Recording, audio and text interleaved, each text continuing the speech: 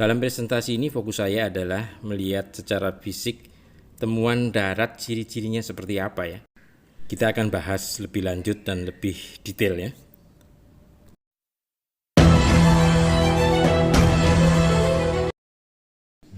Assalamualaikum warahmatullahi wabarakatuh. Sedulur Pak Kris dan Tosanaji, jumpa lagi dengan RI King Spark Nusantara Channel. Terima kasih pada semua viewers dan subscribers yang sudah mengklik video ini. Semoga kita semua dalam keadaan sehat dan selalu dalam lindungan Allah Subhanahu wa Ta'ala.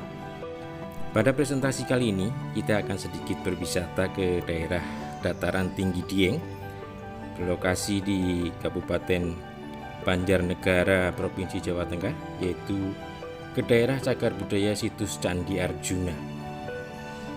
Kompleks Candi Arjuna adalah salah satu kompleks yang paling besar di daerah wisata ini, dan ini masih dipergunakan untuk ritual keagamaan, yaitu Galungan, Hari Galungan. Di daerah situs semacam ini tentunya tidak mengherankan jika masih ada benda-benda atau artefak kuno yang menjadi pusaka untuk ritual keagamaan. Dalam kesempatan ini saya ingin mempresentasikan sebuah pusaka yang konon ceritanya berasal dari sekitar temuan darat di daerah ini. Seperti apa bentuknya? Kita akan saksikan bersama-sama.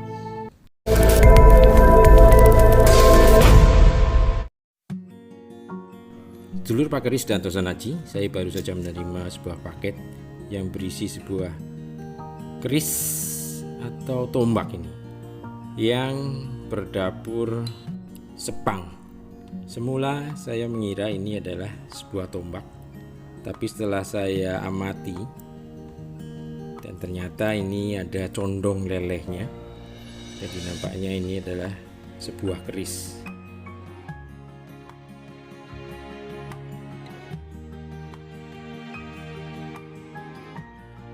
Info dari seller sendiri menyatakan bahwa ini adalah petok sepang. Jadi sebuah keris petok yang berdapur sepang. Tapi tentunya kita tidak bisa menyebutkan dua dapur dalam satu bilah ya. Maka saya lebih suka menyebutnya ini adalah sebuah keris dengan dapur sepang. Panjang bilah 28 cm, lebar bilas 5,5 cm, ketebalan sekitar 1,4 cm, panjang pesinya sekitar 6,5 cm. Jadi secara fisik modelnya ini seperti sebilah belati. Nah, ini coba saya kasih deder ya, agar kelihatan condong lelehnya. Jadi memang ada condong lelehnya di sana. Dalam presentasi ini fokus saya adalah melihat secara fisik temuan darat, ciri-cirinya seperti apa ya. Kita akan bahas lebih lanjut dan lebih detail ya.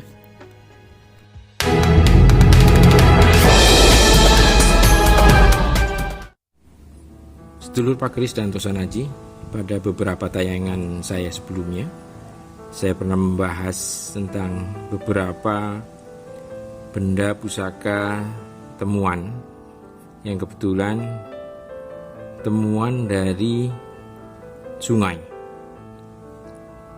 Ada beberapa pusaka yang sudah saya presentasikan waktu itu. Sebetulnya antara temuan darat dan temuan sungai memiliki ciri khasnya masing-masing. Ciri khas yang secara alami itu terbentuk. Kalau di aliran sungai, karena bersentuhan dengan berbagai macam mineral kandungan air sungai yang terus mengalir, maka terbentuklah pola bulatan-bulatan yang disebut dengan istilah bekas rumah cacing atau untuk cacing. Membentuk bulatan-bulatan yang secara alami sangat sulit untuk ditiru. Pada temuan darat juga memiliki ciri khasnya. Ini adalah contoh temuan darat.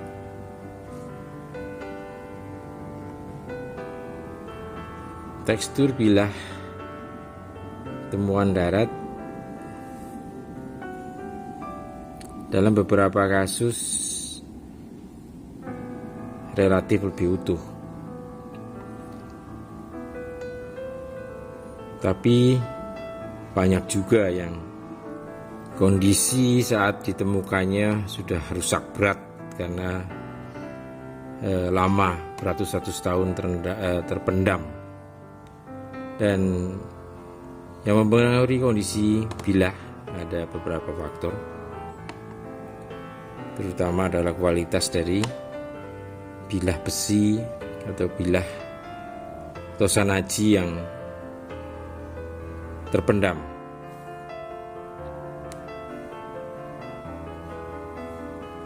Dalam beberapa kasus temuan darat seperti ini ditemui juga yang dalam kondisi yang relatif utuh.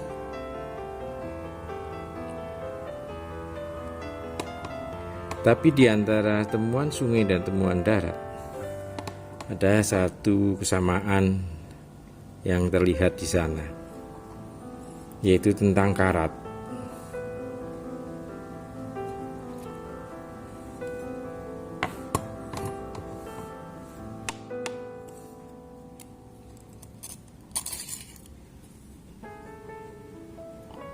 Ini adalah salah satu koleksi saya, sebuah panggot temuan sungai, panggot dari estimasi era Kabudan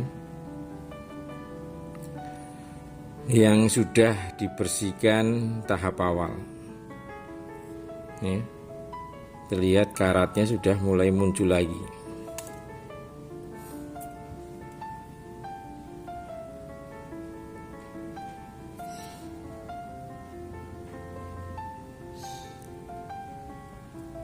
Memang pola dari munculnya karat ini agak sedikit berbeda di keduanya. Kalau di temuan sungai ini cenderung akan lebih parah ya, karena nampaknya karat itu masuk menyelusup ke pori-pori, ke sela-sela pori-pori dari logam. Dia akan menghancurkan dari dalam. Kondisi ini sangat-sangat sulit untuk dihindari atau dihilangkan.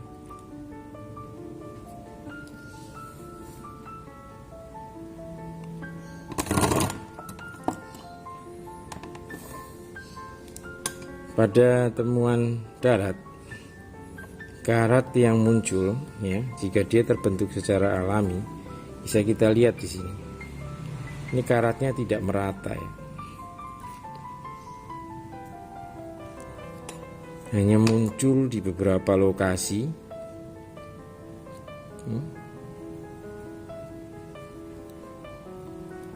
Dan ada karat yang cenderung berwarna hitam dan sangat keras ya, seperti ini.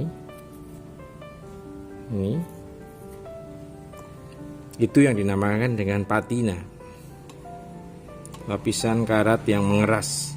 Kita permudah pengertiannya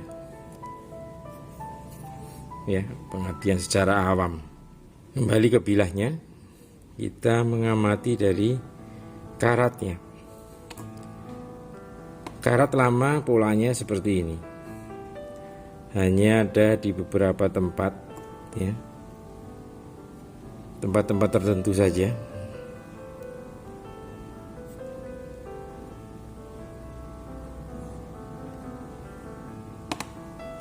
Dan warna karatnya cenderung coklat tua kehitaman. Ini juga salah satu ciri khas dari benda temuan, karat yang berada pada benda temuan kuno, ya, asli, yang dibentuk secara alami.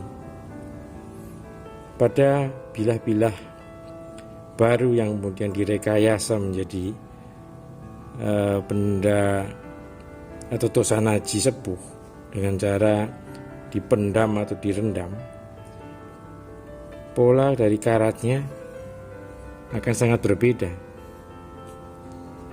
Biasanya rata, karatnya ada di sekujur bilah, merata, karena belum cukup waktu untuk terbentuknya patina. Dan kualitas dari bilahnya juga sangat menentukan kondisi korosinya. Pada bilah-bilah dengan penempaan yang sangat bagus, cenderung bilahnya sulit untuk korosi atau mengalami karat, karena sudah hampir murni tempaannya, logamnya, hasil tempaannya. Jadi karbon-karbon yang menempel sudah terbakar habis pada saat proses tempanya, sehingga karat yang ada dalam bilahnya malah sudah tidak muncul lagi, hampir dikatakan tidak muncul lagi, kecuali ada pengaruh eksternal, ya, seperti misalnya direndam karena rendaman atau karena tertimbun tanah seperti ini. Ini sangat berat bilah ini untuk ukurannya, ya, sangat berat, dan saya kira dia sudah melalui proses tempa lipat yang sangat bagus, dan kualitas besinya sendiri juga saya kira bagus. Makanya kondisi bilahnya relatif utuh, jauh dari korosi yang merusak. Era dari ini perkiraan, ya, kalau melihat dari ciri-cirinya, rancang bangunnya dan bentuk besi yang kotak, kemungkinan dia dari Singasari. Eranya era Singasari. Singasari awal, ya, masih kotak sekali. Karena pada saat kalau Singasari yang peralihan ke Majapahit, biasanya besinya itu, lubang besinya itu cenderung lonjong, ya. Kalau sudah masuk ke Majapahit itu cenderung bulat.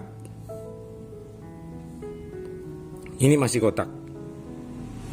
Makanya bisa dibayangkan Singosari itu di abad 13 sampai dengan sekarang 2021, abad ke 21, melalui masa sekitar 8 abad. Kondisi masih begini. Jadi kita bisa membayangkan bahwa kualitas besi dan tempa lipatnya sungguh sangat bagus, sehingga kondisinya relatif sangat utuh seperti ini. Nah, jadi sedulur pakeris dan tosanaji, jangan terkecoh dengan penawaran-penawaran yang diakui sebagai benda-benda temuan baik darat maupun sungai, tapi kondisi bilahnya atau kondisi karatnya sangat mencurigakan, ya. Kita harus lebih sensitif untuk mendeteksi itu.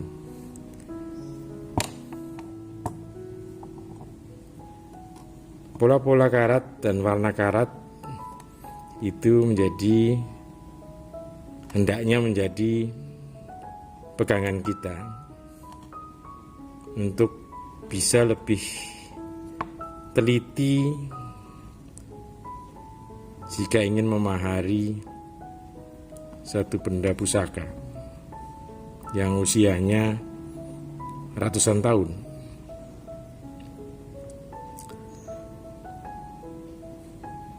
Kalau senior pasti sudah bisa melihat,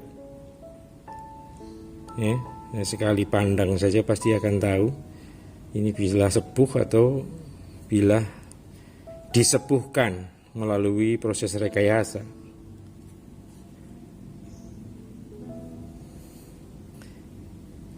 Dapur bila ini yaitu keris dengan dapur Sepang, tanggungnya estimasi Singosari. Untuk filosofi dari Tangguh Sepang, untuk filosofi dari dapur Sepang akan kita bahas dalam video berikutnya, insya Allah. Demikian apa yang saya ingin sampaikan. Terima kasih, dan tetaplah berhati-hati dalam menilai suatu barang kuno.